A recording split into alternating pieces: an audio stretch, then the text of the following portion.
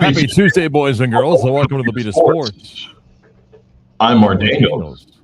Chris Vasquez is our producer on the other side of the glass. And welcome to the program. It's a double shot Tuesday edition of Beat of Sports. And an all request double shot Tuesday. We do every 3-4 months. You pick whatever song you want. Any song. Just text in 50857 on most days. But today, for Double Shot Tuesday, the reward is everybody on the stream gets to pick the music. So get to the stream either via Twitter, 96 on Game On, or go to YouTube and click on 96 on the Game Orlando. Click on the icon, the live button, get in on the stream. Tell Chris he looks funny. Tell me that I stink. Tell Chris his joke's not funny. The one yesterday was terrible. I'll admit it. But then you can also make the request for a Double Shot Tuesday today. There you go. All right. How you doing, Chris? I'm good, Mark. How are you? I'm good. Did you shave again? No. No? You don't shave every day? No, I'm not you. Really? No, you're going to see me. I'll get scruffy in a few days, but I don't shave every day. When's the last time you shaved in consecutive days? I don't think I've ever shaved in consecutive days. Really? Yeah. Wow. You shave consecutive days? Every day. When's the last time you didn't shave? I mean, when I landed from Utah at 7:45 in the morning, I didn't shave that morning. What do you look like with peach fuzz? I don't have peach fuzz. I'm not 13, Chris. I went through that moment of high-pitched voice change many years ago. It's more of a 5 o'clock shadow scruff look. All right. Yeah. I know I don't look well. Probably not in this conversation. Why I don't grow a beard. Not because there's a little bit of gray in that. I'm not ashamed of my gray. I embrace the gray. Well, first off, I don't have a ton of gray. I've got a mixture. I got a full head of hair. Got a haircut yesterday. Oh, very nice. Yeah. I can't wait to be a 45-year-old silver fox. I remember when I was 45. It was a while ago. Such a different time. Oh, man. Don't worry, Chris. You get older like me. And then somebody's really shaving like, I missed the left side of my face today. Could have sworn I put shaving cream on there. It just feels like nothing over here. Yeah. Those days are gone. Honestly, I don't even shave at home. The only time I shave is when I go to my barber. When you go to your barber? Or your barber shave you? Yeah, my barber shaves me. You don't shave at home? Nah. That's why I look scruffy. No. I just thought that was like a normal look for you. Wow. I'll take that. Okay. Well, there's nothing wrong with it. I mean, an experienced barber gives you a nice shave. He always cleans me up. Okay.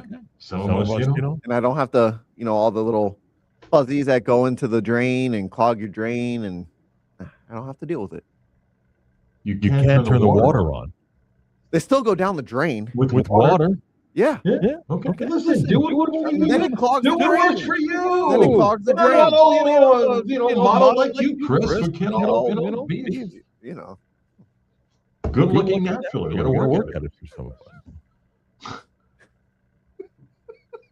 it. Anyway. Everything else good with you? Everything's good. Everything's good. All right. It's fine. We got a lot of stuff to get to the program today. Matt Michelle's going to join us at 10:30.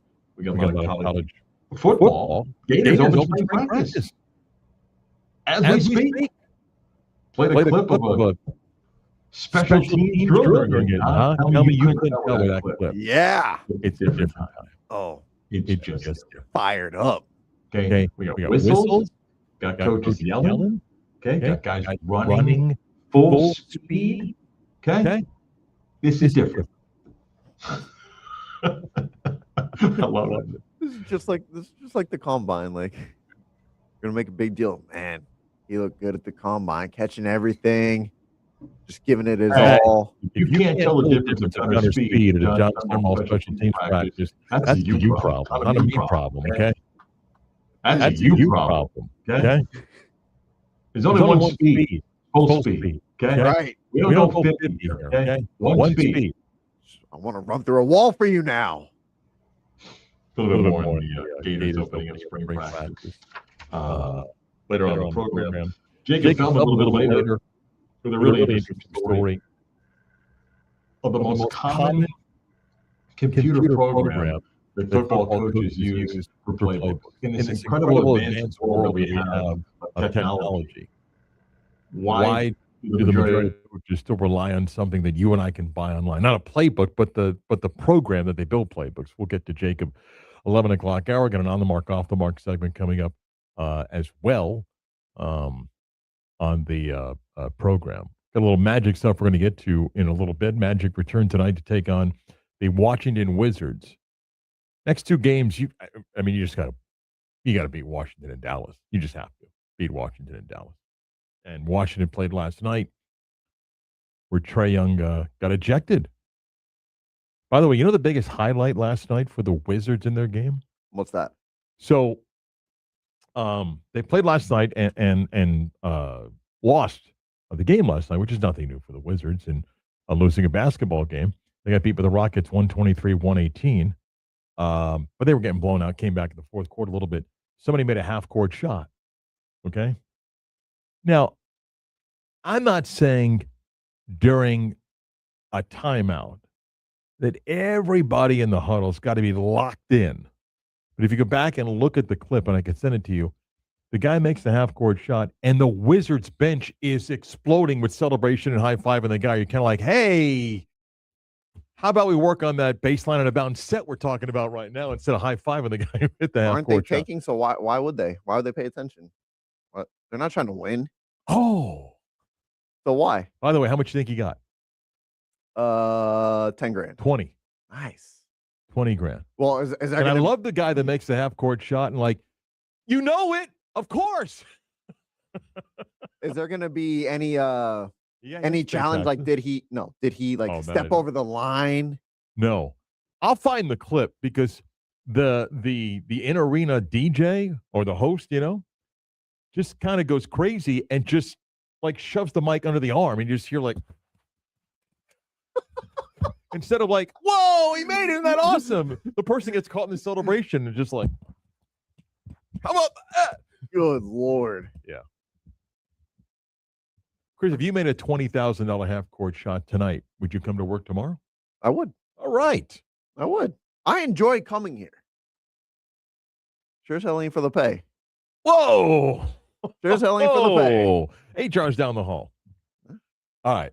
We come back. Couple things with the Magic, including a milestone that may be set on Thursday. And a reminder about a contract that maybe you don't know about. But first, here's everybody's favorite segment. It's almost like an unwritten rule that when you become a father, you become king of the bad dad jokes. What is Forrest Gump's password? 1 Forrest 1. Are you ready to laugh? We know at least one person is. Here's CB's dad joke of the day. Don't forget Double Shot Tuesday today. You got to be on the YouTube stream to make a request. I mean, you can text in at 50857. If Chris likes the song, maybe he plays it. But we're basically trying to convince you to go to the stream. Yeah. I was getting ripped a little bit because I didn't mute the right mic. So the audio to start was a little rough. So now, I know, my bad, but it should be fixed now. So we're good. What is this? A middle school production of Shakespeare? What am I even doing here? All right, go ahead. All right. You better rebound after yesterday. I know it was bad. I think this one's going to be good though. You want to hear a potassium joke? Sure, Chris. I want to hear a potassium joke. Okay. Atomic symbol for potassium is K.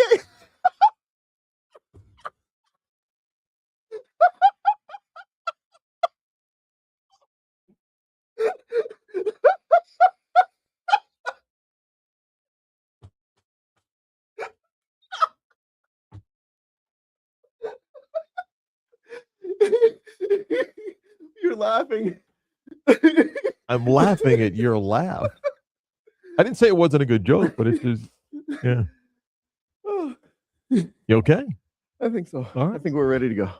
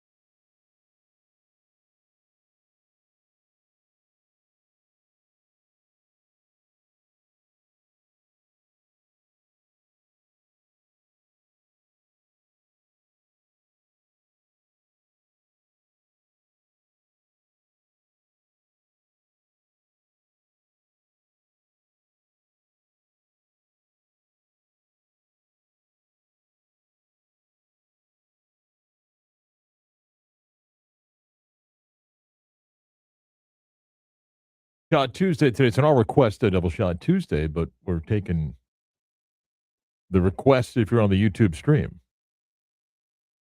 The 6 of you that might be there, including Chris and myself. We're up to 18. Killing it. So jump on the stream and send in a request that you'd like to hear for Double Shot Tuesday today. You can always access the show on that stream even after we're done. Chris posts within 5 minutes, and later on today or tonight, maybe somebody's watching this at 8 o'clock at night. We appreciate that. And you can also access the stream going to Twitter at 96 Game On. Also trying to play with different backgrounds. Give you guys something different. You know, like putting a mustache on me or something like that, are you? No. One of those crazy things? You know? I wouldn't do that to you, Mark. Mark's dressed as an Avenger or something like that? That would be cool. Tonight, the Magic take on the Washington Wizards. And after losses to Houston and Detroit, next 2 games against Washington and Dallas need to be wins for the Magic. And played a clip on the bridge with Kelly. And if you missed it, I'm going to play a brief part of it here. Because after Sunday's game when the Magic lost the Pistons, among Paolo's post-game media session was a clip that went viral about, well, when asked about what's wrong in the second half and third quarters, he goes, well, teams make adjustments, and we're not adjusting to their adjustments. And some people ran with it. If you're part of the, it's Paolo versus Jamal Mosley, he's ripping Jamal. And then Jamal yesterday was asked in his media session about that specifically, and gave the following response when posed the question. Here it is. Second half. Do you see that as a potential problem at all? Yeah, I think the one adjustment that Detroit made last night, they just played a little harder. They got into the ball, they grabbed it a little bit more, they plugged the paint a little bit more, and our decisions became slower because there were a lot of gaps. There was no schematic adjustment that they made. It was more or less the line. They did turn up their defensive heat a lot more. If you look at the third quarter, they had about 2 or 3 blocks at the rim. They turned us over. They built walls in transition. As we were getting downhill in that first half, they were building a bigger wall than we were able to get downhill in those situations. And then they did a great job of getting downhill offensively after we had turned that basketball over, or they got a block at the rim. And as I mentioned earlier, if you want to be in the conflict crowd, it is easy to say, well, clearly Paolo was talking about teams are making adjustments in the second half. We're not. And we've got to be better at that. And then you can go further and go, see, he's ripping his coach. And then you can say, well, look at Jamal Mosley's answer, which, by the way, if you look at it and you try to read body language, it's almost like, see, he's kind of angry as he's answering back. And all of that may be true. All of it may be true. Because as I said, in your workplace, the same thing applies. When things are going well, it's easy to get along with people. Even the ones that you might not like, you can live with their stuff. Like Bob's jokes aren't funny, but whatever, having a good time. When things don't go well and criticism is being thrown around, then we all put our guard up. We all get a little bit chippy. We all get a little bit angry, defensive. Because if you go back, Jamal Mosley in his post-game media session on Sunday brought up, hey, we come out and we're not running some things that we want to run. Players aren't executing. Blame goes everywhere here. It goes everywhere. And if you want to divide coach and player, then you can take clips like this and do it. And I don't think coach, player, and projected superstar player and coach probably aren't on the same page with everything right now. But that happens. It happens in the course of an 82-game schedule over the number of months that a season goes through. Everybody gets a little frustrated because when blame gets thrown around, you either point fingers, right? Or you kind of take it. But it's not everybody. Paolo's got to play better. Jalen Suggs has to play better. Guys got to get healthy. Coaches got to be better at evaluating things and what kind of all that stuff's important. If you win, it's easy to do. When you're not winning, everybody throws blame around. And look, I've said this before, and it plays into something else here. The end of this season, if the season ends up as a disappointment, where the majority of us say this team underperformed, they ended up barely over 500, they were ousted in the play-in round, then everything's up for review. If they are to right the ship, finish strong, either avoid the play-in, get out of the play-in, and have a series which you conclude by going, they got beat on a last-second shot, then it's a different journey. And then you've got to evaluate. But I brought this up yesterday about what if it doesn't go the way that everybody expects it to go? Was there a coaching change? Look, star player wins out. I mean, in the NBA, you got enough examples of the star player that wants to be traded gets traded. They just do. And star player wins out if it's, hey, I don't want the coach here. And before you go, oh, well, they would trade Paddle. They're not trading him. They're not. There may be other parts that get moved if the season goes the way that you don't hope it goes. They're not trading him.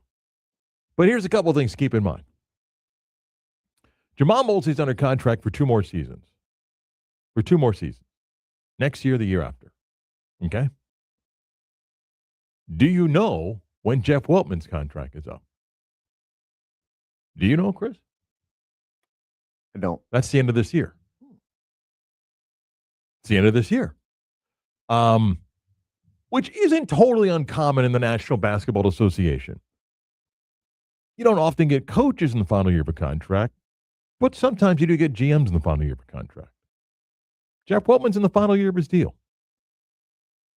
If the year ends and the team doesn't perform at the level that people think, quickly 10 o'clock hour, WYGM Orlando, WJR HD2 Cocoa Beach, and I said yesterday, well, if they're going to make a change at coach, who's making that change? That's up to ownership. Because ownership's going to have to make a decision. If the team underperformed and you're going to pivot again, and pivot means, hey, we're happy to be in the lottery, to they said this is now about winning at the start of the season. This is now about competing. Who makes those choices? I mean, Jeff Weltman's on the clock here as well. They're not committed to him beyond this year. So if you're about to make a change of the coach, the first thing the organization has to decide is who's going to run the team. Okay? If we're going to keep the guy that's been running it, all right, then we sign him to a new deal. And if we're going to change coaches, he makes the change. And we're going to go in that direction, along with what else do we want to do to the roster? Now, the Magic finish strong and go deep into a first-round series or advance the second round and decide, hey, see, we had just had to get healthy. We got Franz back and all this stuff. Then maybe there are no changes. That's also what's at stake in the next 20-plus games and whatever the postseason may be. Winning fixes all. The up-and-down season means it's an assessment. I mean, you have to begin to decide if we are to make a change, what are those possible changes? And as we've said many times, part of the evaluation process for the Magic will have to be, do we believe that this team and the players that we think are the core are ever going to be healthy? And if that's the case, do we truly believe that that group can compete for a conference championship to get to the finals? Otherwise, what's the point? Otherwise, you have to look. What are possible deals? Who do we decide we're going to move because we think we can get something back? Because we've got to change the direction of this team. So 23 games left, and then a postseason run, however long that is. Everybody's on the clock. The president, GM's on the clock. bad coaches on the clock. And some of the, quote, core players also. Now, in 2 games, assuming he plays in tonight's game and plays on Thursday, does anybody know what happens then? What is significant about what could be Thursday? If he plays tonight and if he plays on Thursday, that'll be game 51 and 52 of Jonathan Isaac's season. And once he plays his 52nd game of the season, his contract is guaranteed at $14.5 million. Next season, he gets $8 million guaranteed, regardless. I was emailing Keith Smith last night. The last 2 years are fully non-guaranteed unless he hits the games played of 52. So if he plays tonight and he plays on Thursday, then Jonathan Isaac's contract is fully guaranteed at $14.5 million. Jonathan Isaac this season is averaging a career low 2.7 points a game and a career low in rebounds, and is averaging a career low 10 minutes per game. That's not the only reason why the Magic have struggled this season, but a player that, and this is after the 2 seasons that he did not play, and it over the course of 4 years, Jonathan Isaac played 45 basketball games. He played 34, got hurt, missed 2 years, then came back, played 11 games in the 22-23 season, 58 in the 23-24 season, 71 games last year, which was a second best in games played. And he's played in 59 this year, and it's averaging a 10 minutes a basketball game. If I'd have told a Magic fan after his second year, when he averaged 10 points and 5 rebounds and started 64-75 games, if I would have told you in the next 7 seasons he would start 36 games, who would have believed that? Jonathan Isaac has started 3 games in the last 6 NBA seasons because of injuries and just the role that he played. Again, he's not the only reason why the Magic have struggled, but a guy that once was perceived, and the data backed it up, and that when he was on the court was the best defensive player of the NBA, has now become a shell of himself. And yet his money's going to be guaranteed on Thursday, assuming he plays tonight and plays on Thursday, at $14.5 million. Good money if you can get it. And while I don't fault Jonathan Isaac for the injuries over his career, Chris, you want to guess what Jonathan Isaac has made, assuming he plays Thursday, and the 14.5 now is guaranteed? Lifetime earnings in the NBA? I'd say close to 113 million. Mm-hmm. 113 million once the contract's guaranteed this year. Wow. Yeah. Magic and Wizards tonight on 104.5 The Beat. And one of those games that you look at the schedule like, this has got to be a win tonight for the Magic. And just one last point. If we are to go on the calendar that the Magic gave us, okay, if you're to go on the calendar the Magic gave us of Franz Wagner, remember, it was 3 weeks to reevaluate after coming out of the All-Star break. Okay? 3 weeks to evaluate. We're in week 2. So maybe by next week you get some news. Because they're still banking on that. They're still banking on, if you get Franz back, then they'll make their run. And maybe it's for the final 15 games of the season. And maybe they're still close enough to get out of the play-in. They still believe. And Jamal Mosley believes it. Jeff Weltman believes it. Ownership believes it. That if they get Wagner back, and have a healthy team for, let's say, the final 15 games that they're willing to say, hey, then we'll see what happens in the playoffs. And time will tell about that.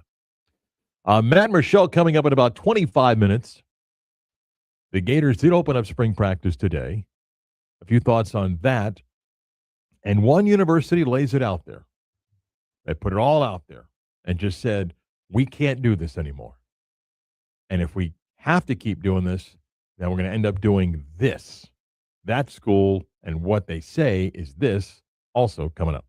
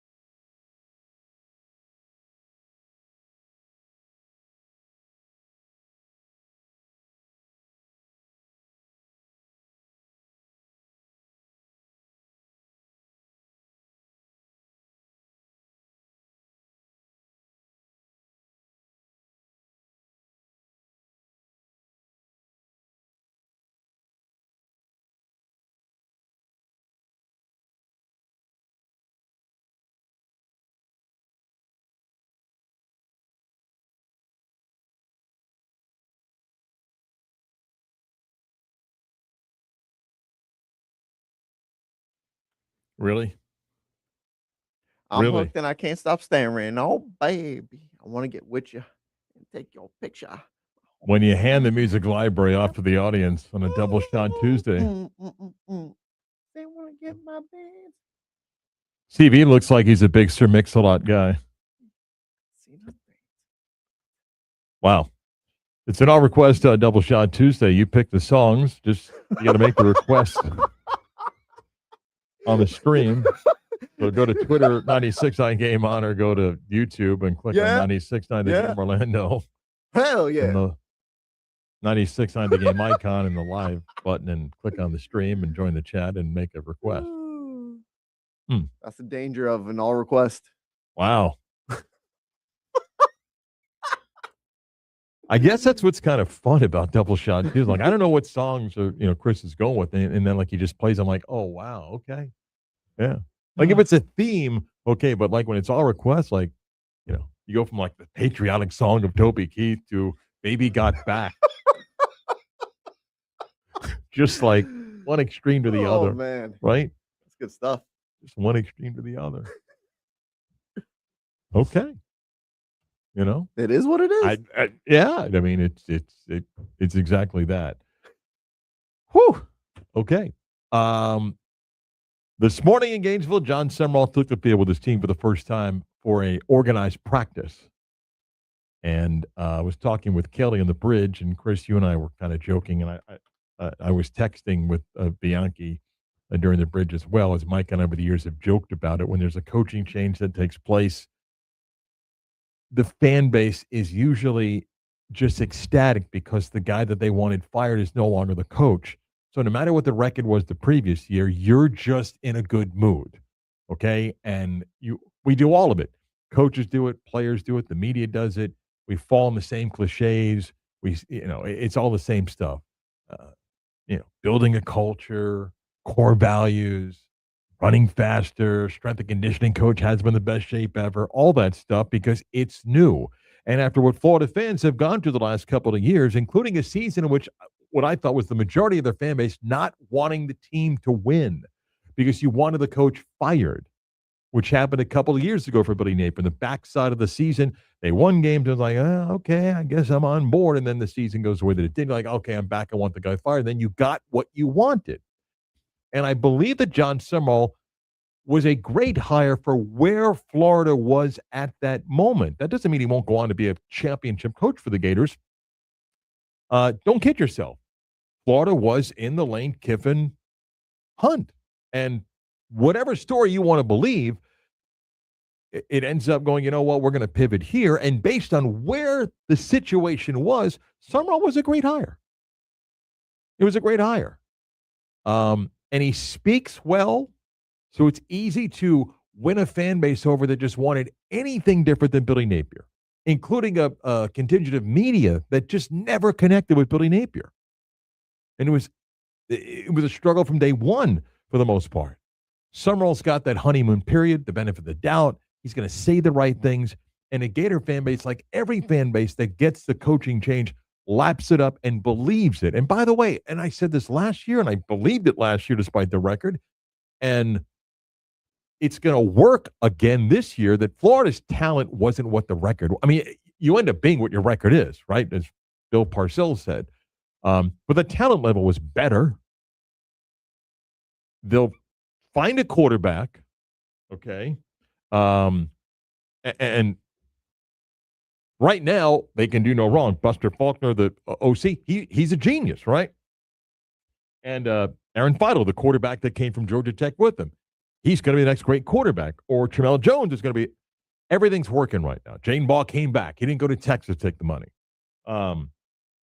Eric Singleton's going to be a great addition to the receiving corps. Dallas Wilson's going to be healthy. And Florida's going to have a good offseason because Sumrall is an easy sell to the media. Again, if you haven't heard it, go listen to the interview that Brandon and Mike did with him. It was great. He says the right things. And from now to when they start the season and the first two games, it's going to be awesome.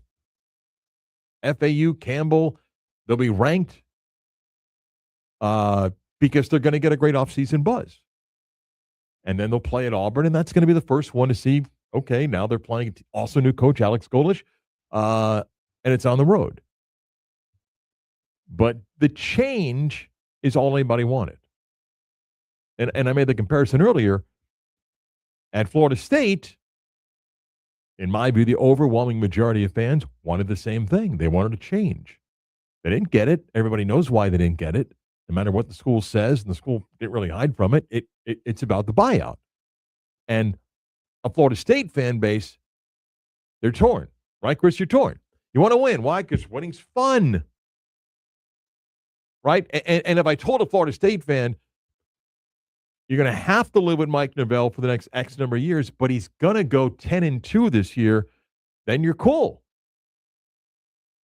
But you don't know or think they're going to go 10-2, so therefore there's that other party. It's like, well, maybe they'll just get rid of him if he has another one of those seasons, because you're in that mode right now.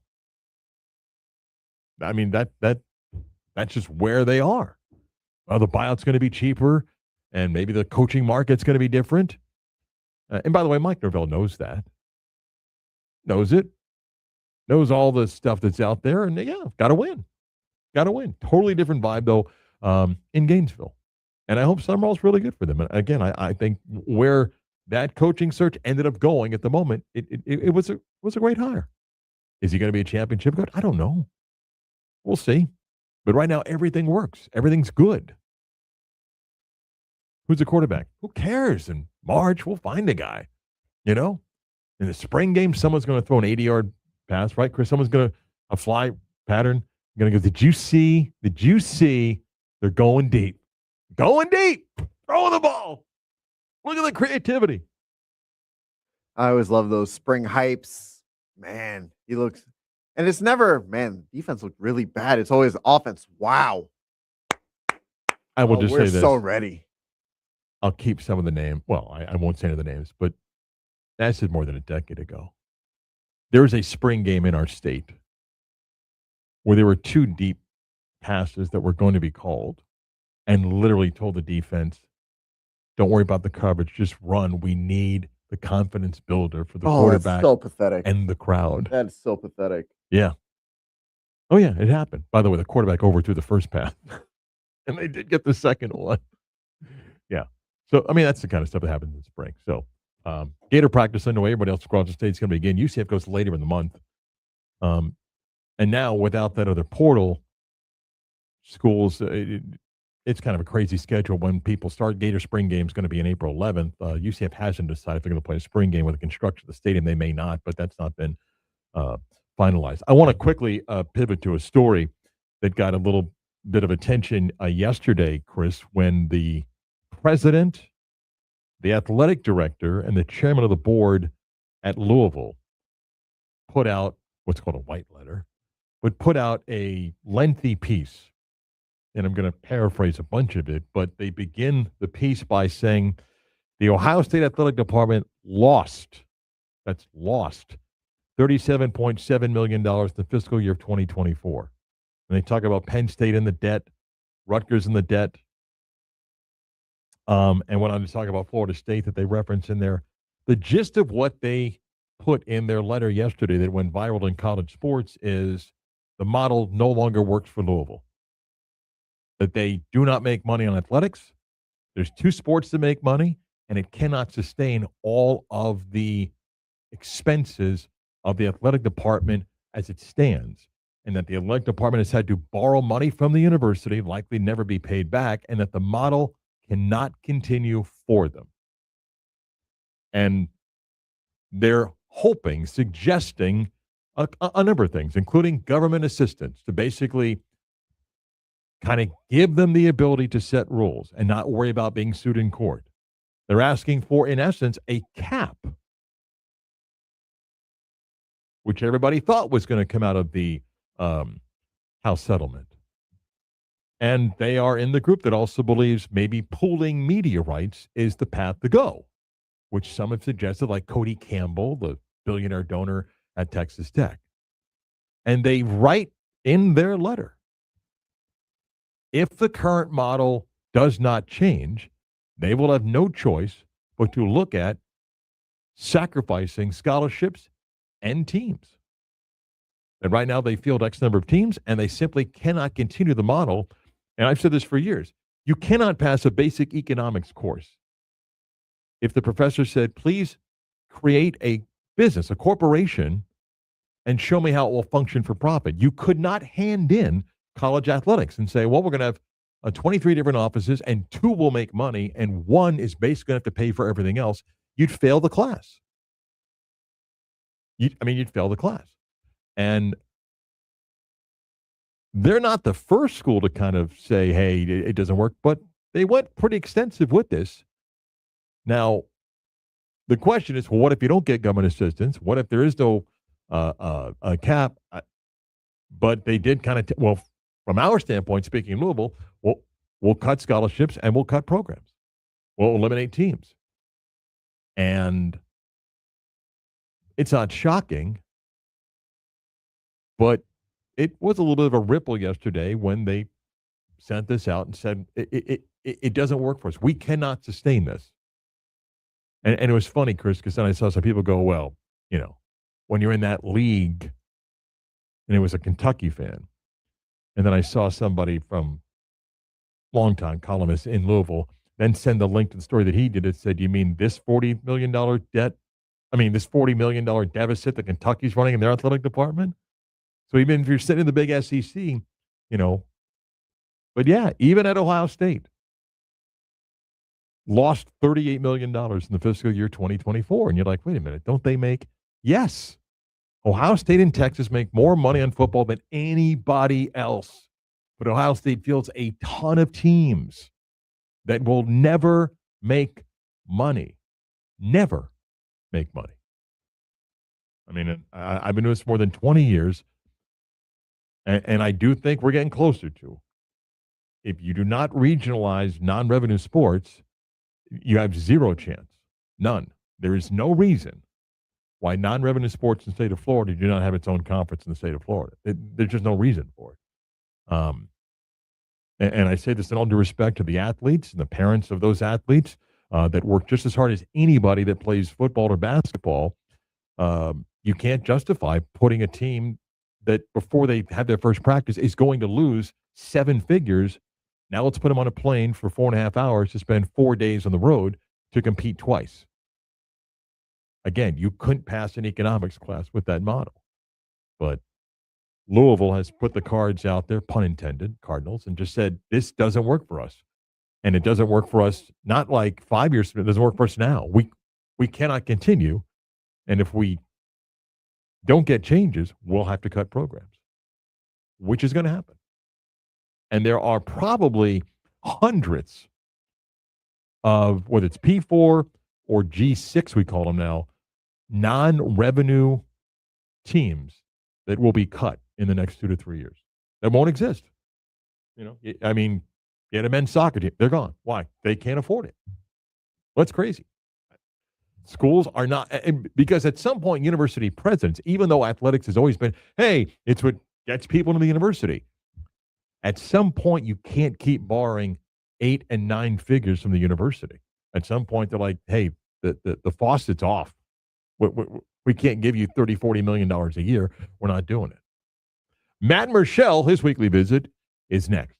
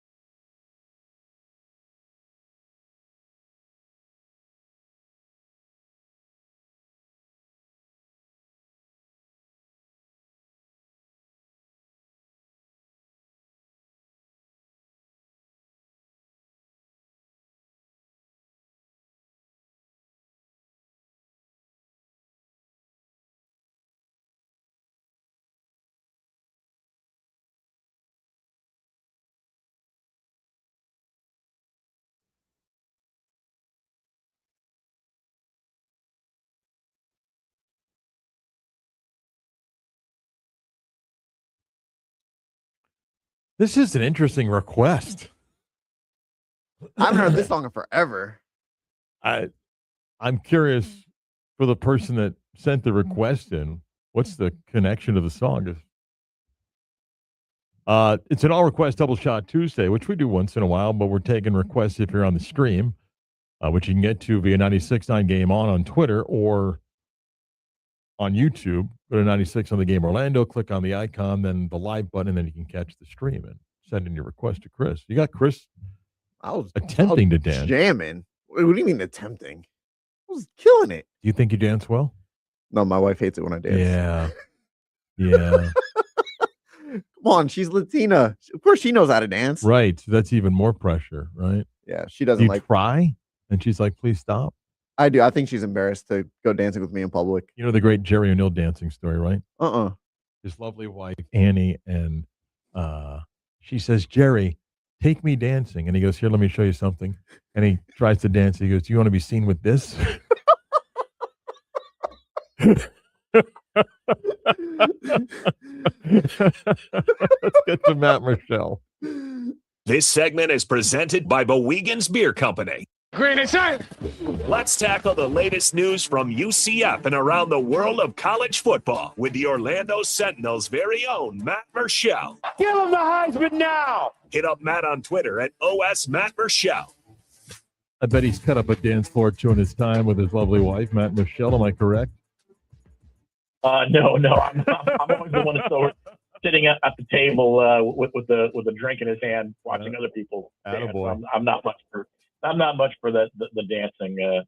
So I try to leave that to the people who actually have rhythm and moves. All right, let's get to some things. Matt, UCF basketball tonight, senior night, they play Oklahoma State, and every game is critical for UCF. Just your thoughts. You were there on Saturday, kind of a wild game against Baylor. UCF's down 15-14 at the half, cut it to 2, had the ball, and then down 11 with about 4 to go, tie the game, and then a little bit of a controversial ending. Just your thoughts on what happened Saturday. Yeah, I think it was, you've seen this time and time again for this UCF basketball team that, there really was no quit in them, when they came down to it. They fell behind. Obviously, Baylor came out, played really well, shot the ball, almost a carbon copy of what, UCF did to BYU, a couple days earlier, where they came out, shot the ball really well, built up a big lead. But you kept seeing UCF kind of chip away. They did that much in the second half when they started off with a big run. And then you get to the end where they think they've got a chance. They tie it up with about 25 seconds left. And then unfortunately, they get called for that foul on that 3-point shot. And, they lose the game on a single free throw. Disappointing, and it stings, I'm sure, because they had an opportunity there to possibly win that game. But you got to move on for it. Like Johnny said, you got to move on to the next play. And, now they've got to host Oklahoma State tonight. They've got to find a way to win this game, to come back and win this game, to try to stay healthy. And if they get a win tonight, I think that just kind of helps their seeding moving forward. And then they go on to West Virginia on Friday night, and that's going to be a challenge there as well. But again, it's an opportunity to try to finish the season strong and maybe improve your seeding a little bit as you go into the Big 12 tournament. It is possible with a win tonight for UCF and a couple of other games that they would clinch a first-round bye for the Big 12 tournament, which is the top 8 teams. That is at stake for them. Should they win tonight, it is a 10th Big 12 win. And since 2009-10 season, all 76 Big 12 teams that were above 500 made the NCAA tournament. But it leads to my next question. A 10-8 UCF team, if they win tonight's their 10th, they could win Friday. But if they win 10-8, you would think, hey, they're good. But Matt, do you think because of the brand value, Knights have not been in the NCAA tournament since 2019? There's a perception about UCF basketball that they're still trying to, what's their identity? Could that be a factor for the committee, do you think? Yeah, obviously. I think this committee is going to look at a lot of things. You're going to look at, the brand value. You're going to look at how UCF has played this season. You would hope if you're making the pitch for UCF that you look at the strength of their wins. Their 5 quad 1 wins. Beating some of the teams they beat like Kansas and Texas Tech and BYU and Texas A&M early on the season. You hope those are quality wins. The league itself has played really well. The league is looking at getting maybe 7, possibly 8 teams in to the NCAA tournament. So, that could make a big push for them as well. And also you just never know because, you look at where some of these other conferences are. There's going to be some teams that are going to make some runs in some of these other conferences, and they're going to try to get maybe multiple teams into the tournament as well. So UCF would like to finish strong. I mean, they would like to be able to say, okay, look, we're not just skating into this thing. We're going to have a chance to get the win tonight. It's 10 wins in a strong conference, and a conference that's probably going to be among the best in the country. So, you would think that would be enough to put them in there. And once you've established that brand a little bit, and this is how crucial this is moving forward with this program, is, the more when these things happen, when you can establish yourself as, yes, we're a team or a program that can get into the NCAA tournament. We're on the rise in the Big 12, these kind of things. That's going to help you as you move forward, because it's going to attract a lot of attention, a lot of buzz from the selection committee. It's going to be something to keep on their mind. And I think that's something it's really important for this team. I mean, in this program, because they haven't had that benefit over the last 2 or 3 years being new into the Big 12. So it's going to be crucial for them to make their statement, and hope that they've done enough over the last few months to be able to get themselves a good spot in the tournament. Just one additional point about star and brand value. Joe Lunardi, who does not sit on the selection committee, okay? Joe has UCF as a 9th seed. He has BYU as a 6th seed. UCF has a better conference record than BYU. They have one fewer quad 1 win, and the combined quad 1, quad 2 record, BYU is 11-7, UCF's 10-8, and his BYU is a comfortable 6th seed. And BYU, by the way, could lose its final 2 games and finish 4-10 in its final 14 games. So my guess is Joe would still say they're a lock to get in. But that's, again, that's star power in AJ DeBunster. Yeah, and then that's the thing about with UCF is when you look at this team, yes, there are names that we know, Themis Folks and Riley Kugel and Jermichael Stillwell and things like that. But I think outside of maybe the South and outside of Florida, there may be not a lot of people who understand who's on this team. And so I feel like there's an opportunity there to continue to make their case. I mean, if you have a strong finish, if you get into the Big 12 tournament, if you can make a little bit of a run in the Big 12 tournament, I think there's opportunities to have a lot of eyes on you, and I think that's going to help you, again, in the big picture when it comes to, committees sitting down and looking at, not just your strength of schedule, but maybe what you bring and what value you bring, and where they want to ship you off to too as well. What would be a place to put you that will attract a lot of eyes and get a lot of attention to. So Tampa. I mean, everyone wants Tampa. I'm not sure Tampa's going to be it, but I mean Greenville, which is not that far. I mean 7 hours away. I mean things like that. I think those are all important things that are kind of on the table right now over the next maybe week and a half. I'll tell you one thing, and you probably saw the story yesterday. The NCAA let everybody know that there are challenges about chartering and availability of planes. I wonder what role that plays with the selection committee, because like we laugh about UCF and Tampa, it's easier to not have teams not need a plane than it is to say go to Portland, because the NCAA is already telling teams be prepared to travel out late at night, and so because they're struggling to find charter planes. Let me move on to something else though. Let's be positive here for UCF that they make the tournament. What's Johnny Dawkins' future and contract situation in your thoughts? I think he should get a contract extension. I mean, I think if I was UCF, I was Terry Mahajer. I mean, this is kind of what we talked about with him before the season start. What is a realistic expectation for this year? And I remember Terry telling us, to get to the NCAA tournament, that's kind of the expectation every year. Well, Johnny has gotten this team to the NCAA. If they gets into the NCAA tournament, I think he should get rewarded with a contract extension, whether it's a 2-year contract extension or a rotating 2-year contract extension where every year it's renewed, something like that. I think you want to provide some stability. You want to make sure everyone understands and players understand that Johnny's going to be there for the foreseeable future.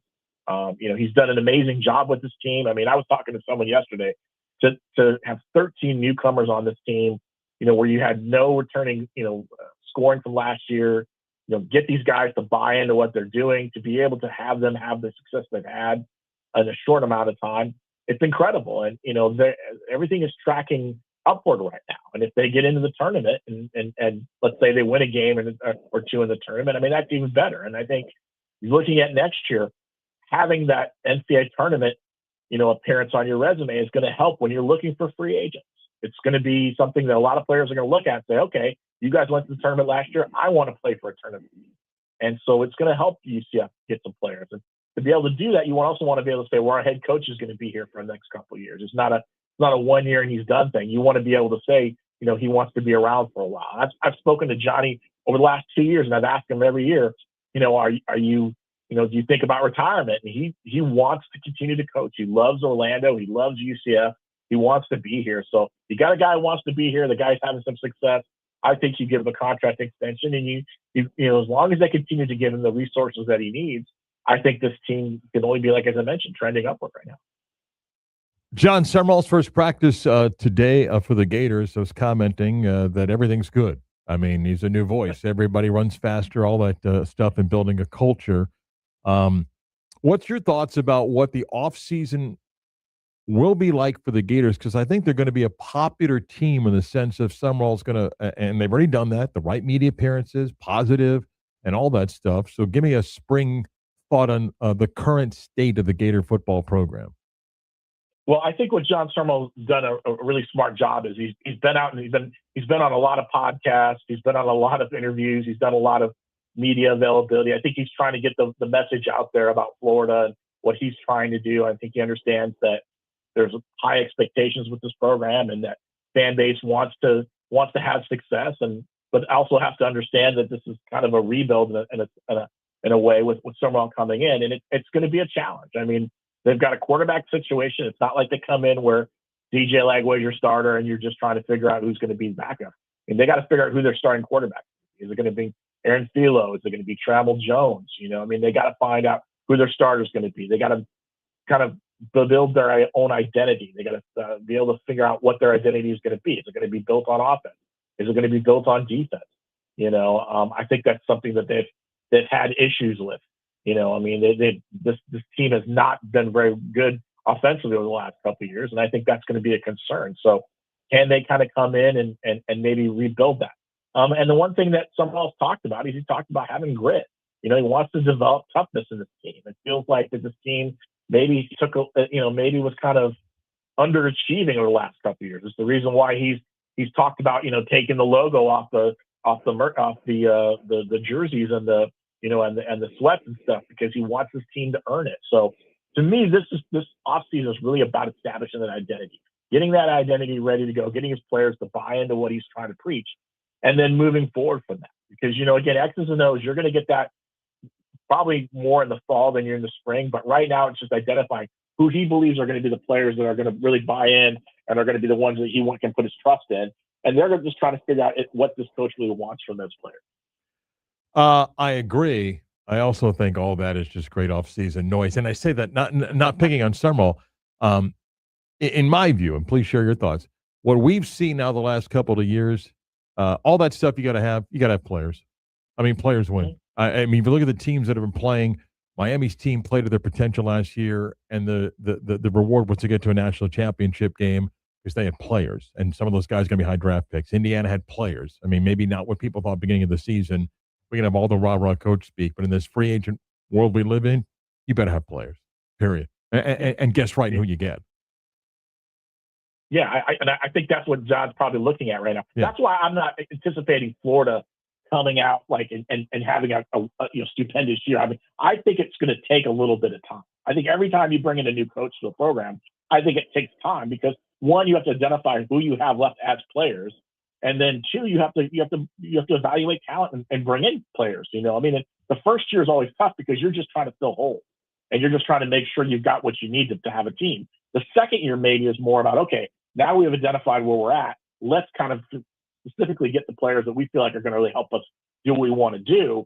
And then by year three, you would believe that you would have an opportunity to have a team that's really developed. That's hard to do nowadays in college because of the transfer portal, and you've got guys jumping there from year to year to year. But I think it's going to be crucial. And Florida lost some talent, and they lost a lot of talent through the portal, and guys went to the NFL. And so they're going to have guys believe, listen, this is who we have, and this is who we're going to be. And it may not be exactly what we want to be this year, but we feel like we can at least win enough and do enough things that we can maybe be able to focus on bringing in some more talent next year.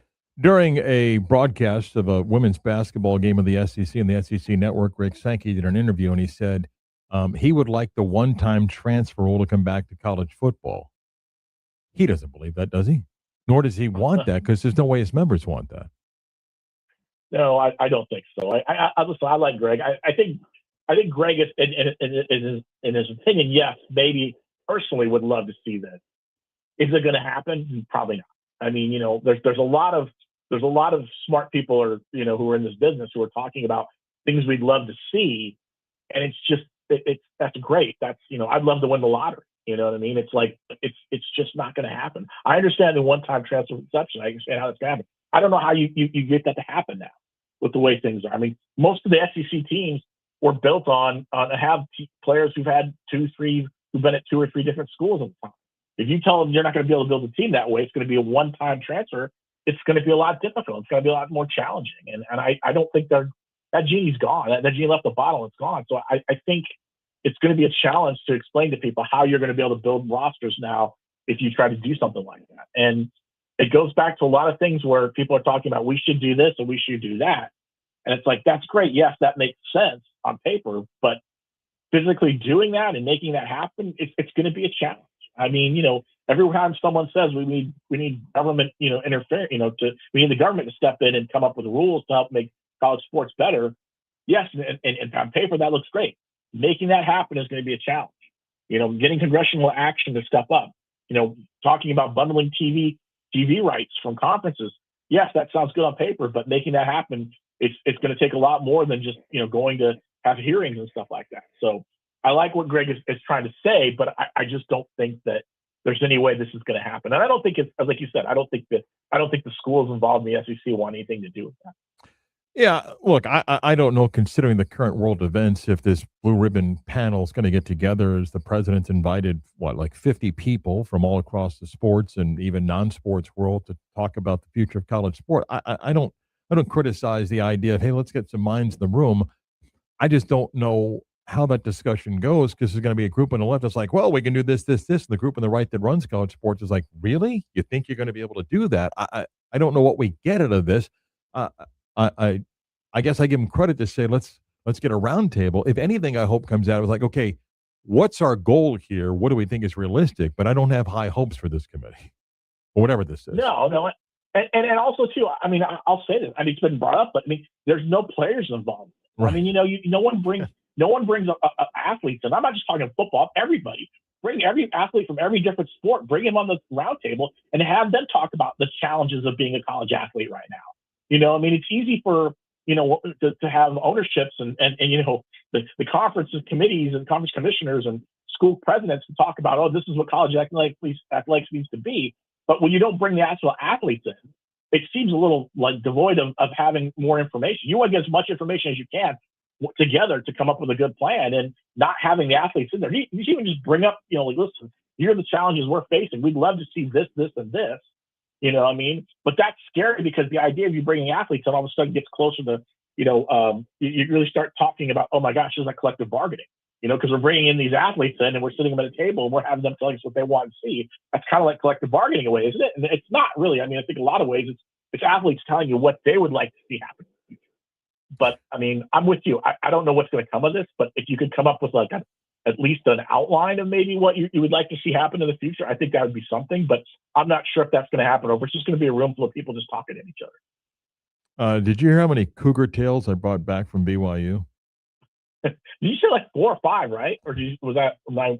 Well, again, 20 minutes before air, I went up to the concourse and I purchased 2. One for someone else and one for myself. And Matt, 40 seconds after I sit down, the SID at BYU is one of the nicest people in the world, comes by and goes, "Hey, we bought your cougar tails," and he drops 4 off. And I'm trying to give them away and everything. I ended up taking 3 home that, made it across the flight, and I took him out of my, I didn't put him in the car. I came back to the radio show and then went home, and my wife and I may have had one that night. There may be half of one that's in the fridge and another one that's in the freezer. Do you think less or more of me, though, because of the attempt to bring such a pastry home? No, I think more of you. Nice. I think it works, man. I think you've got to do what you possibly can. I mean, sometimes you're just like, I get that way. Like, remember a couple of years ago at the Big 12 Media Day when they were handing out that beef jerky, packages of beef jerky. Oh, Matt. Everybody took like 30 bags of those, right? Yes. I was like stuffing my bag full of bags because I love that stuff. And I'm like, yeah, I'm taking this off, and I'm sure the TSA agent was like, what is this? Yeah. Like, what are you smuggling, beef jerky across the state line, Wouldn't that be the worst if they go, sir, is this your bag? Yeah. Can you step over here? You're like, oh my God, you're going to take out the 30 bags of beef jerky. Yeah. I just remember my bag smelling like beef jerky for a while, which is fine, but it was just, yeah, I look at that as that's a pro move. Thank you, Matt. Pro move to try to bring that home. See you tonight, Matt. Thank you. All right. Take care. Matt Michelle covers UCF and college sports for the Sentinel. Find him on X or Twitter, OS Matt Michelle. The 11 o'clock hour kicks off with the news next.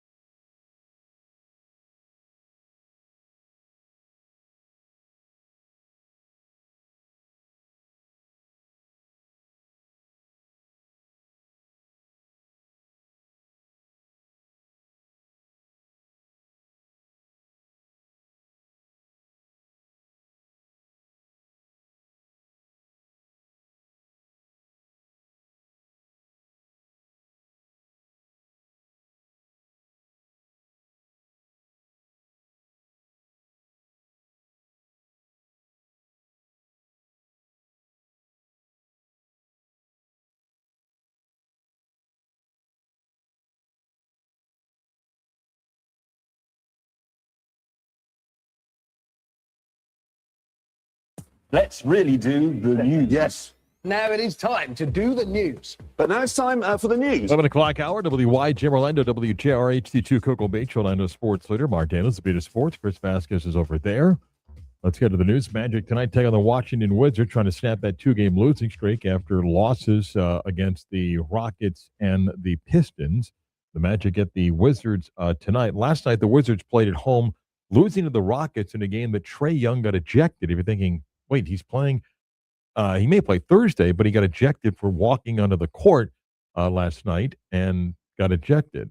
Now, Chris, remember earlier I was telling Kelly during the bridge that the Wizards had somebody try half-court shot last night for $20,000. I've got the audio. Would you like to hear? Yes. All right.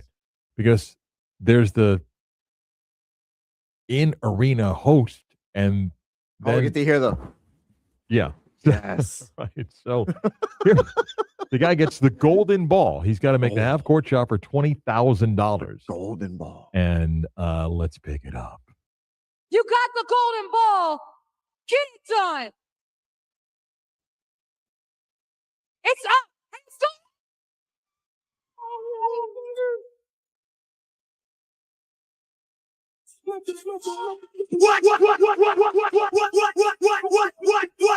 What? Yeah. That is there nobody at the game? Is there why is there no sound effects? So the video feed doesn't have any crowd noise. Because you're like, or you're thinking, well, no one goes to the Wizards game, so it could be both, right? So here it is again. Oh my God. You got the golden ball. Get it done. This is so awkward. It's up. It's up. The Chico's screaming, the mic is like nowhere near her and everything, but bad for radio. The Wizards bench goes crazy, like, yo, it's awesome and everything. And then he's chest pounding everybody and so forth. But yeah. I didn't hear this part though. I didn't hear that. Well, is that it? That's it. Okay. Because the mic is like away by her body as she's trying to go and hug the guy. Okay. And everything in the celebration. Wow. Yeah, but then the best is after this. Here you go. What's going on? Is there any music? Is there any noise? And then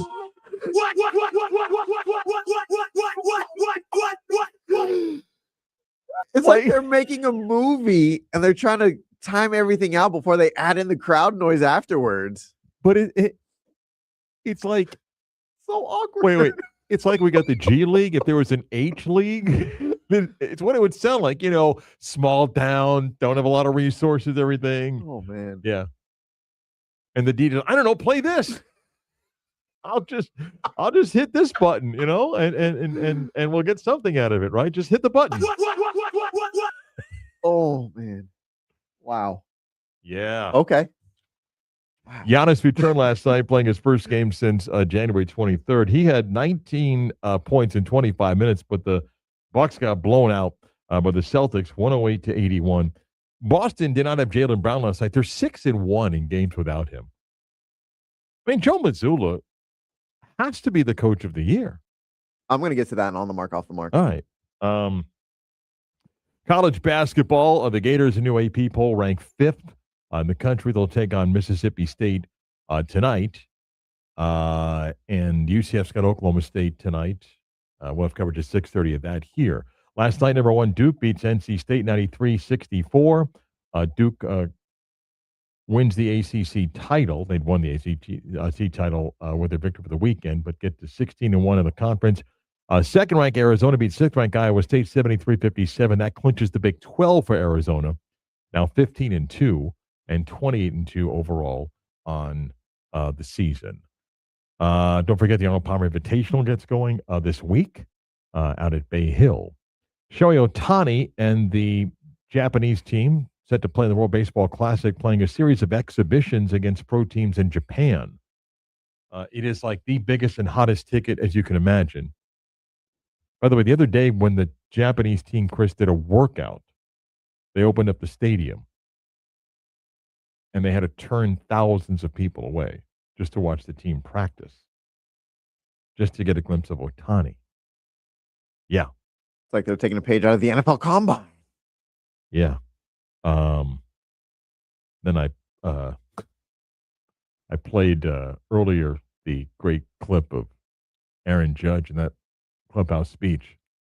Oh you're yeah, like, huh? if that's not getting you to run through a wall, I don't know what is. You're like, man, that's exciting. Like this guy's really got me fired up, and I want to run through the wall for the red, white, and blue. Here. Yeah. I played a clip from the movie Miracle, and the Herb Brooks speech. Here's the Aaron Judge speech that ought to get the U.S. team fired up. Sacrifice for your family at home, you're sacrificing for your country, and you're sacrificing for the brothers in the trenches with you every single day. And that's one thing I want us to do, fellas. You know, we're down, we're beat up a little bit, man. You know, bleed into each other, man. We're gonna lay it all on the line. If we do that, bring the goal home, man. You think when he said we're down and beat up, he's thinking about Giancarlo Stanton, who's always hurt? Where the guys are like, we're not beat up, man. We're haven't even started playing yet. How are you already down and beat up? And Derek Scooble's like 55 pitches, baby. I'm back to Lakeland. So get this over with. Let's go. Get this thing over with. You know? How are you already down and beat up? You haven't started playing. First off, it looks like the audio's not very good, but it looks like someone says to Judge, hey, you want to give a speech? And he's like, not really. Like, well, it might, maybe it'd be good. And he's like, all right, let's go get them.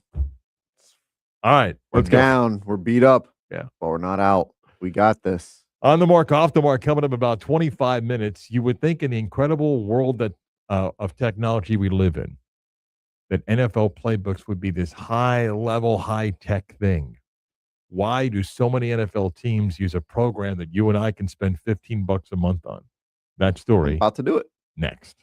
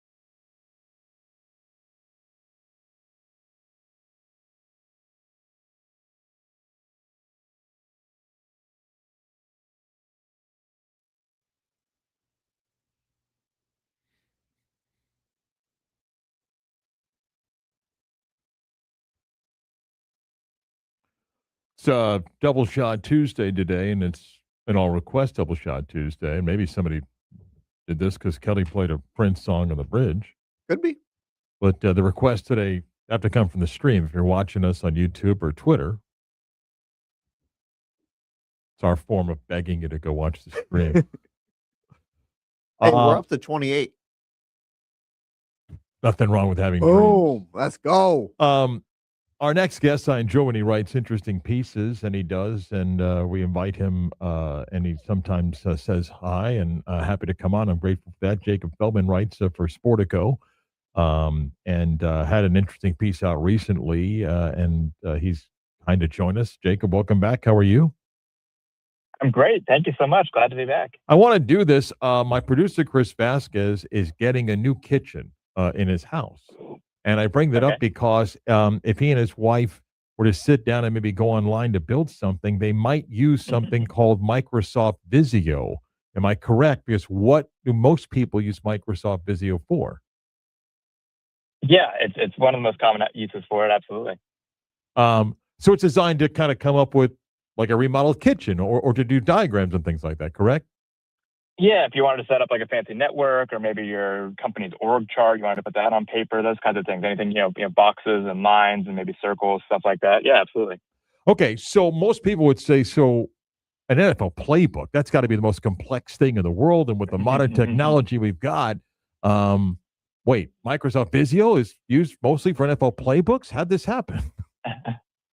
Yeah, it's a fascinating story. And I was as surprised as you and maybe some of our listeners are when I really heading into the Super Bowl, was just asking some coaches about the technology that they're using this year, expecting exactly like you said, for them to say, oh yeah, we're using this new AI tool that's going to analyze and create plays, or I draw with a special tablet that converts it into plays. And no, they're still using Microsoft Visio, which they've been using in different places and different teams since 2001, as far back as I was able to trace it. And honestly, after talking with them more, it's not that surprising. You come to use a tool, maybe it's Microsoft Word, maybe it's Google Docs for me in writing, maybe it's, Outlook or whatever email service you use, and you learn all its ins and outs, and maybe it adds new features over time. And it is hard to make the switch, even if there is newer, more advanced software on the market. Tell the audience who Andy Bischoff is and a little bit more of the background and how he and other high school coaches were using it and how it then grew up the ladder in football. Yeah, he's a great case study here, and someone I had a pleasure talking to a few times about this. And so, as you mentioned, he was a high school coach, turn of the century, around 2000, and was looking for software. Beforehand, maybe these were things that people were writing longhand and scanning and faxing and turning into a binder, that kind of thing. But was moving online, and during a visit to Notre Dame, that's when he first discovered this app Visio, and it was really through the early 2000s that kind of whisper network or conversation among coaches, and it seems like it built, and there's some coaches that some names people may know, like Nathaniel Hackett evidently was the one who brought it to Stanford, and he brought it to the NFL when he got a job there. Robert Saleh, who's now at the Titans, brought it to the Houston Texans as an intern. Sean McVay, Kyle Shanahan, guys like that. This generation of coaches really brought it to the NFL, and Andy Bischoff, when he also got a job with the Bears and then the Ravens, was using Visio, and it's actually his wife who turned to him, and this was like 2012, 2013, one night, said, you're still using that software? Like, even at that point, it was kind of outdated, and there were better stuff on the market. And he's like, you know what, like, you're right, there probably is a better way to do this. So he did some digging, and what he determined was it actually made more sense to build some tools within Visio specifically for coaches. So basically, coaches are instead of drawing the same routes over and over again, let's create some templates, some presets, and also some customization so that, you can make the playbook look the way you want. Maybe you can add some unique graphics, and then you can also convert it and tie it into some more advanced tools that are doing player tracking or analytics and bring it all together. Maybe you want to test the players on their knowledge. So basically bringing Visio into that wider software stack that coaches now have, and turned into a business for him. It was initially something he just wanted to improve his own personal workflows, but now 30 out of 32 NFL teams are using what's called Pro Quick Draw. And then every year at the Combine, which just ended in Indianapolis, all those coaches descend and they get an update on, what's new, how can you be using this better, kind of get a tutorial and a lesson, which I really just love that visual of, these football guys kind of getting in a room and getting the computer lesson. I mean, good for Andy. I guess my question is, of all the geniuses at Microsoft, did anybody else think maybe we can kind of create the next thing? I mean, good for him, but what was Microsoft doing? Yeah, well, it's a good question. And to give Microsoft credit, they are a very big company, and there's only so many coaches. And even if they are in the NFL and they are highly paid, I think the American Football Coaches Association, which is the biggest collection of coaches, number something like 10,000, and that includes all the way down to maybe even part-time high school coaches and stuff like that. So it's not a massive market, and so I think Microsoft and they did dedicate, to give them some credit again, they did dedicate some resources. I talked to one coach who did say that there was a meeting with Microsoft about how to improve this product for coaches, but in general, their eyes are on AI and coding and NASA and the biggest companies in the country, and making sure Word works for everybody, and that they own an Xbox, they own all these different things. The specific use case, is not as much of a business opportunity, and also, I don't think they kind of knew it as well as a guy like Andy who was in the trenches and really knew what coaches were looking for day in, day out, how to improve their process. But Pro Quick Draw has grown. And you mentioned AI in this world. So what's the modern program look like? I imagine it's got to be different from when he first started, because in this analytical world, every coach wants to know every little bit that he can have an advantage of. So what's that grown into today?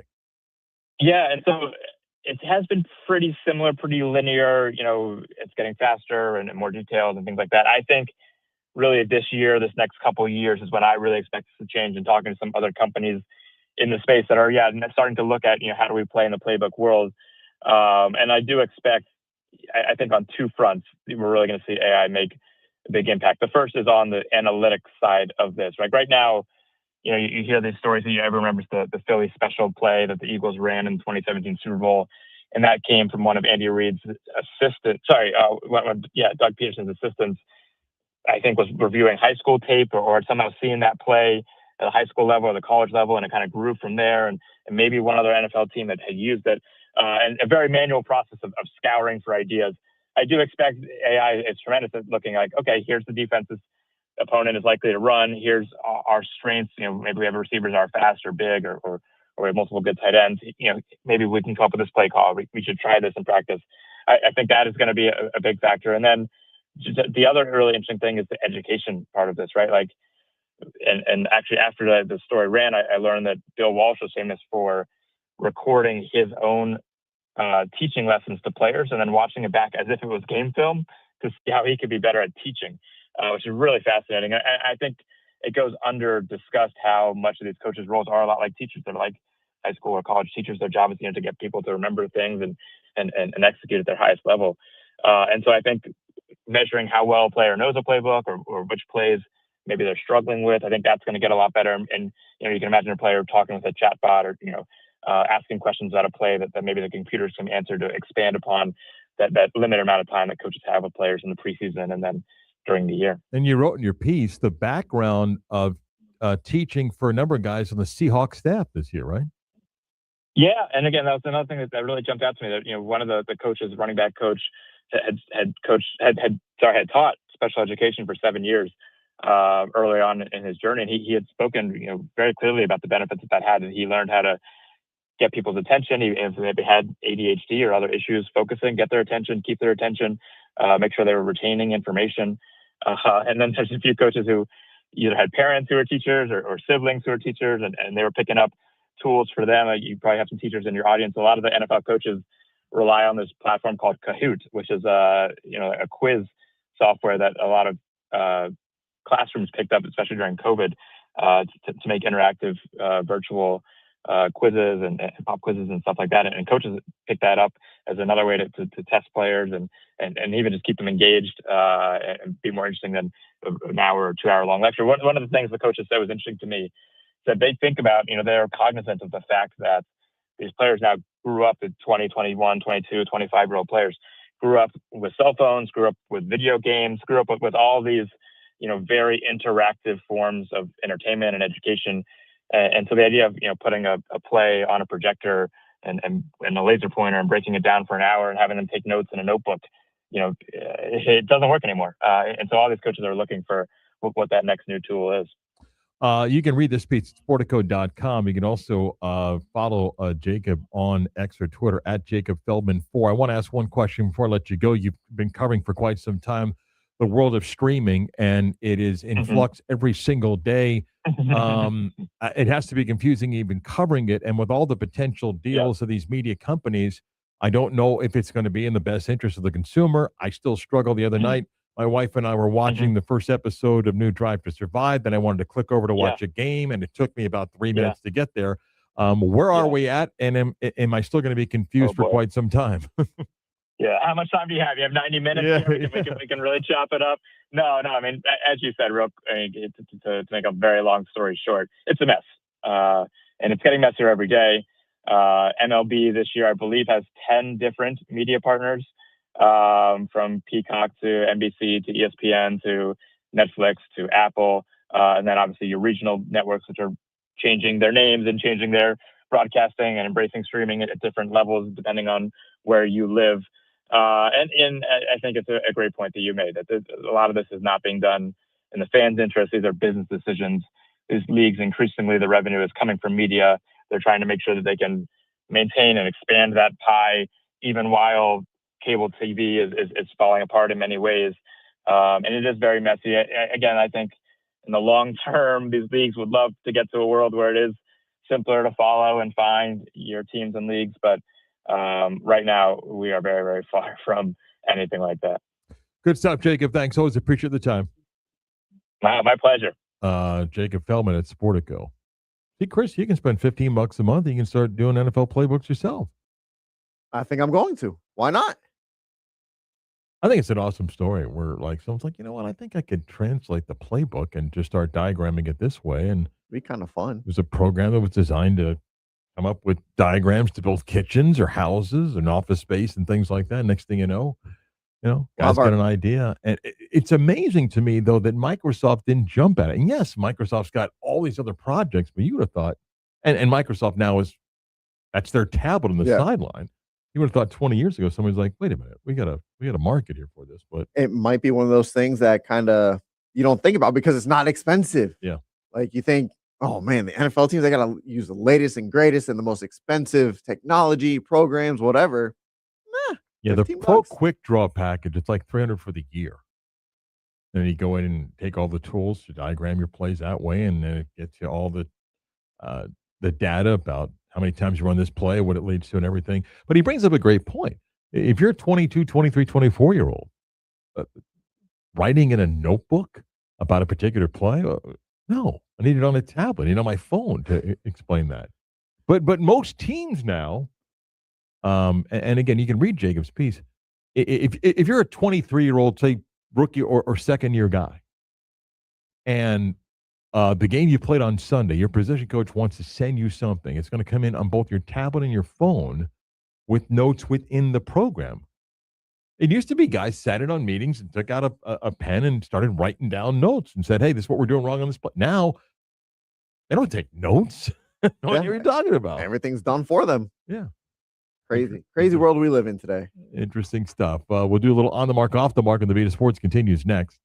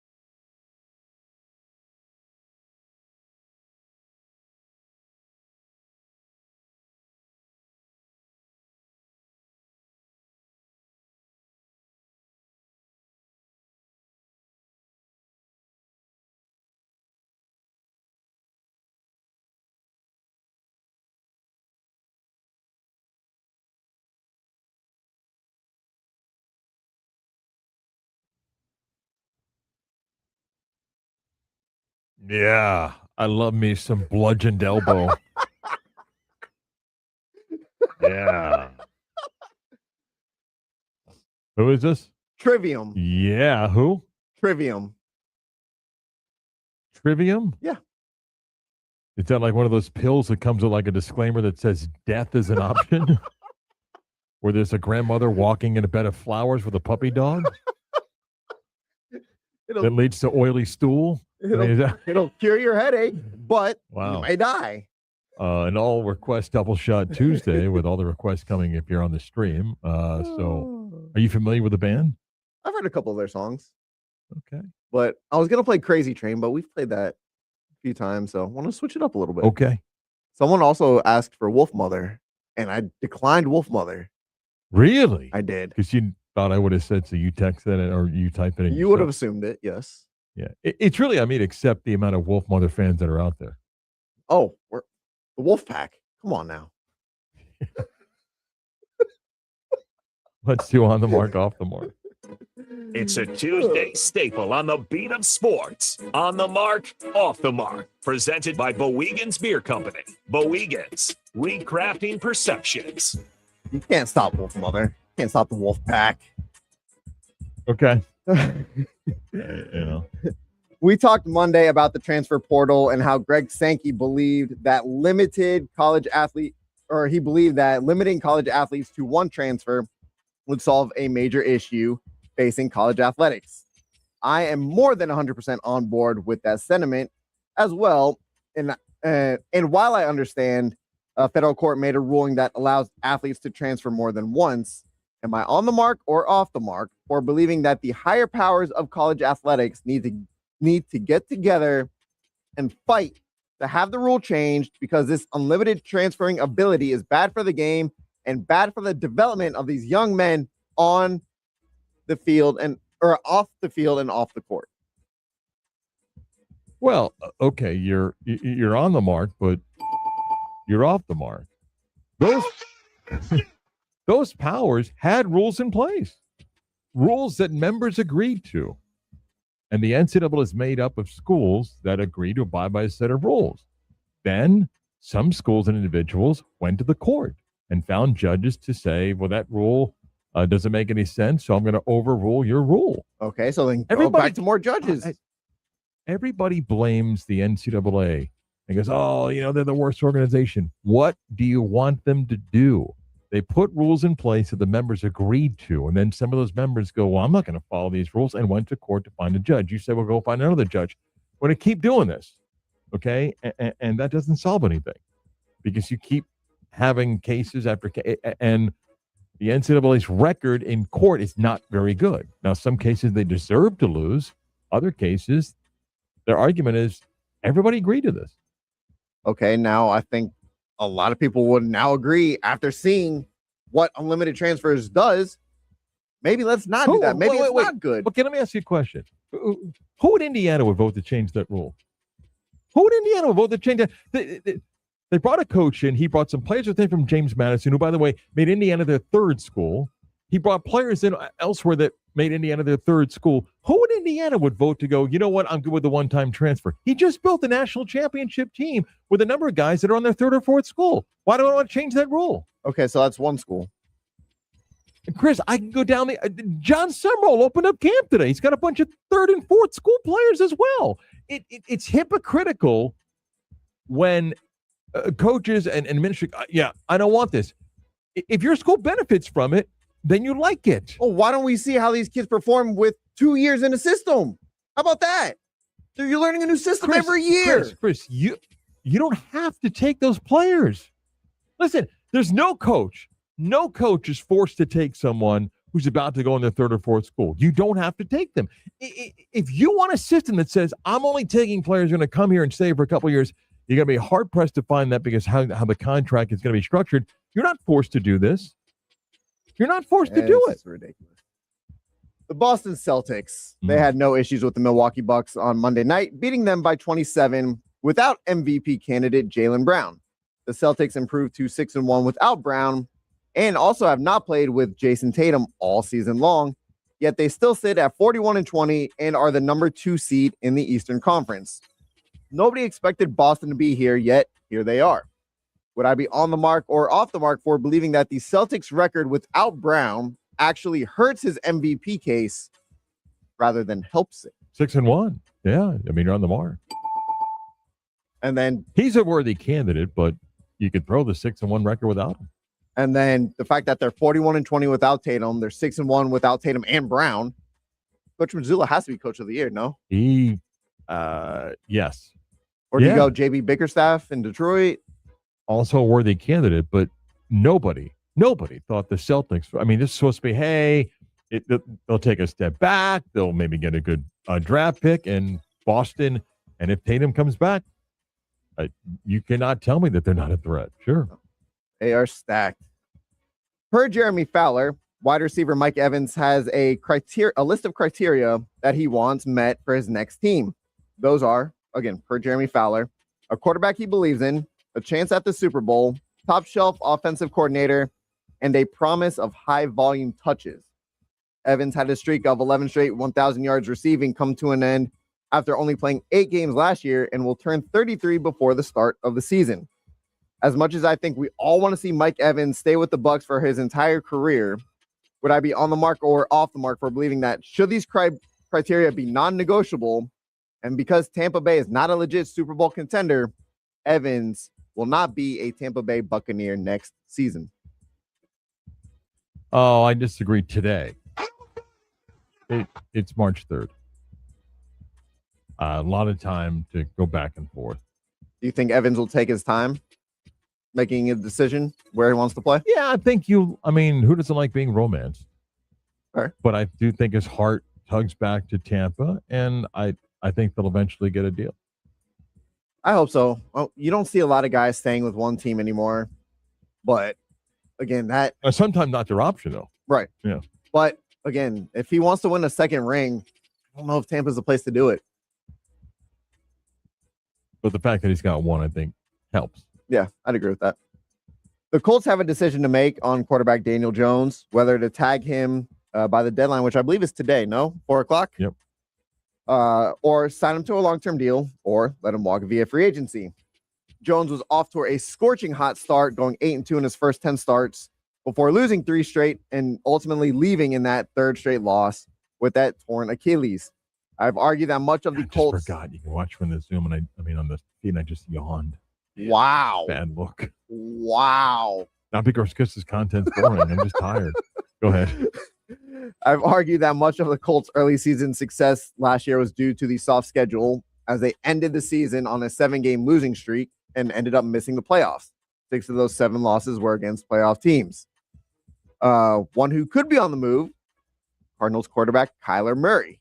Murray played in only 5 games last year due to a foot injury and being benched in favor of Jacoby Brissett. Sometimes, well, it's Call of Duty ranking. Shut up. As Daniel Jones can attest to, sometimes all you need is a change of scenery. So, would I be on the mark or off the mark for believing that the Colts should go after Murray, who could be released when this new league season starts, instead of risking it with Daniel Jones? I'm going to go on the mark. I don't know if the Colts are all in on Daniel Jones because of coming back from an injury, whether he's going to be ready at the beginning of the season. I don't know. And again, the Jaguars had a great season last year. If you're Indy, you have to decide, listen, are we close to them? If we're close to them, then if we get the quarterback position fixed, then maybe we can win the division. So, yeah, they'll be interesting. Yeah, I don't know.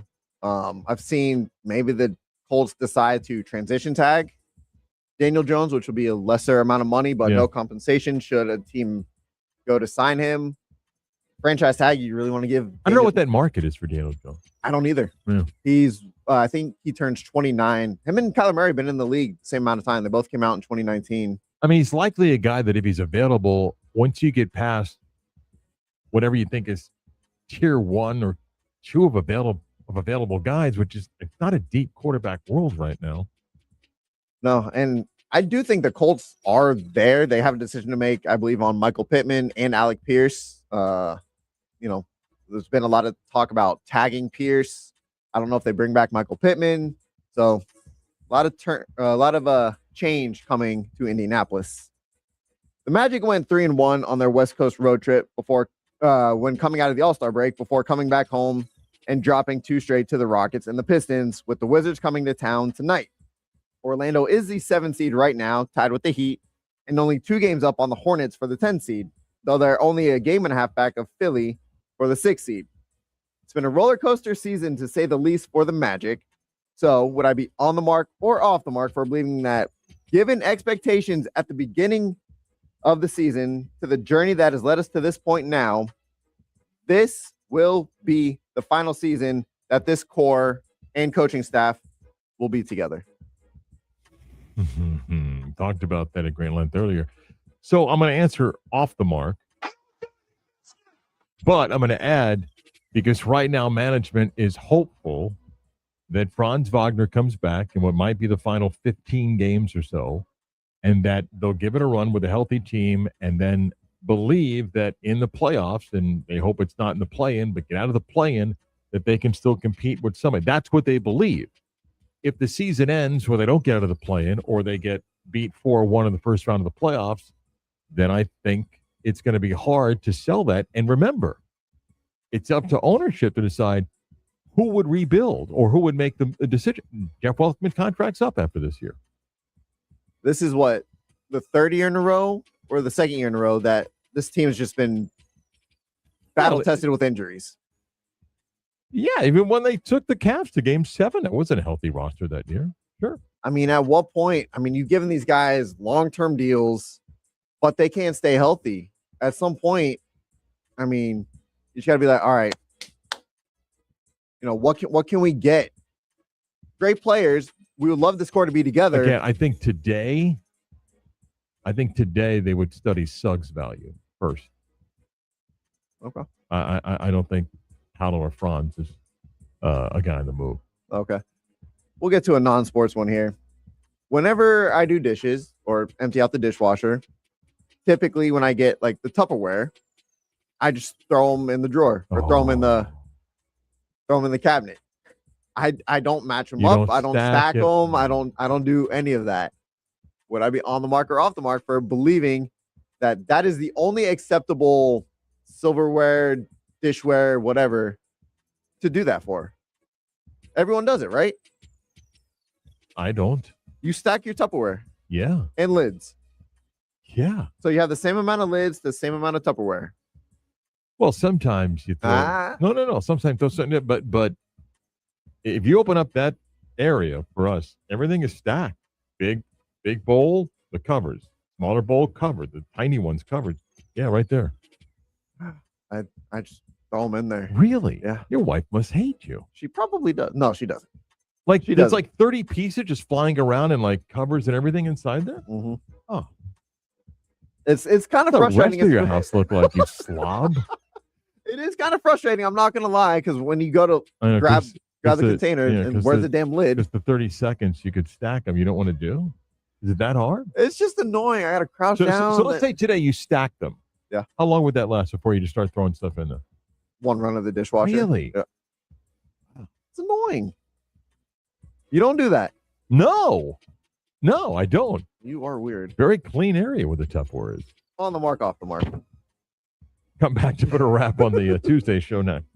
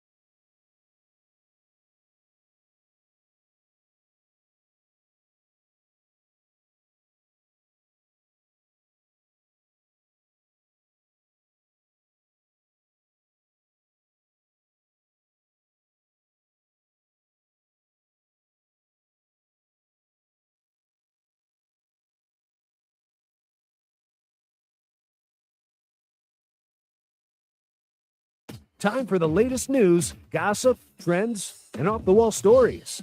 Trends. That's the craziest thing I've ever heard. San Francisco Giants today will play the USA team, getting set to play in the World Baseball Classic, which begins later on this week. Team is gathered out in Arizona. The Japan team with Shohei Ohtani coming from Japan back over here after playing some exhibitions out there. So WBC getting set to get underway. There you go. Tarek Skubal. Hey. Ridiculous. He's going to throw 55 pitches, he said, before he leaves. It's all right. And then come back for the championship game if they're there. As a fan, or to hang out in the dugout, he ain't pitching. Yeah. He shouldn't be allowed in the dugout. Would you let him in the dugout? What? Skubal. I mean, would I let him in the dugout? Oh, you didn't want to be He's a part of member this the team. No, he's not. He left after one start. Doesn't want to be a part of the team. I'm not saying I'm opposed to that idea, but I'm being also realistic. So that's it for us today. Miss any of the program, go where you get your favorite podcast. Time of the Beat of Sports on Demand to access the show. Subscribe, get it downloaded, listen when it's convenient for you. You can always watch the replay of the show. Go to our 96.9 The Game page on YouTube. Click on the icon, the live button, and you can watch the show when it's convenient for you. I'm sorry I'm boring, Mark. Try not to make you yawn next week. By the way, did your wife yell at you for the Tupperware? She did. Yeah. See you tomorrow, Chris. See you, Mark. Chris produced. I'm Mark Daniels of Beat of Sports.